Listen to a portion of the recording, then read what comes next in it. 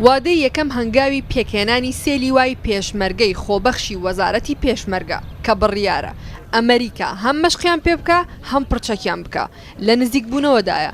بڕیارە چەند ڕۆژێکی دیکە پرۆسەی تۆمارکردنی ناوی پێشمەرگە خۆبەخشەکان دەست پێ بکات بۆ نێو ئەو لیوایانە. خۆمان ئامادە کردووە پلانمان هەیە بۆی ئەم سێ لیوایە بکەینە سێ لیوای ڕێکخراوی نیشتیمانی کە هەموو خەڵکێکی ئاسایی ئەم نیشتیمانە بۆی هەبێت لەم سێ لیوایەدا ببێ پێشمەرگە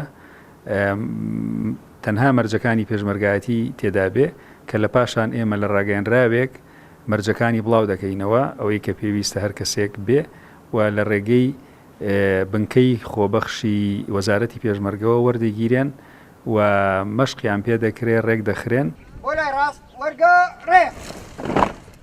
بڕیارە ژمارەی پێشمەرگەکانی ئەو سێ لیوایە 6600 پێشمەرگە بێت بە جۆرێک هەر لیوایەک لە 2200 پێشمەرگە پێک دێت.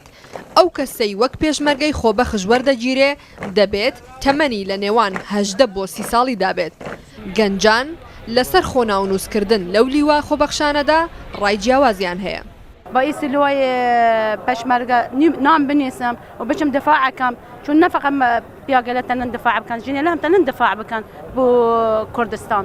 ئامادەم کە بمە پێشمەرگە خۆبەخشانە بۆ سێ لیوایە بەڵام بەبێ ئەوەی کە هیچ حەزبێک دەست لەو سێ لیوایە بدات. ناتانم بمە پێشمەرگە لەبەر ئەوەی بێ مەعاشیە کە من مەعاشەکم نەبی شتێکم نەبی مار مندارم بەخێوکەم ناتانم بەشداری ئەو شتێ بکەم. کوردی فعلیم ئامادەیم ناوم بنویسم لە سێ لیوای پێشمەرگەی لە کوردستان دفاعەکەمە من کوردستان ئامادەم.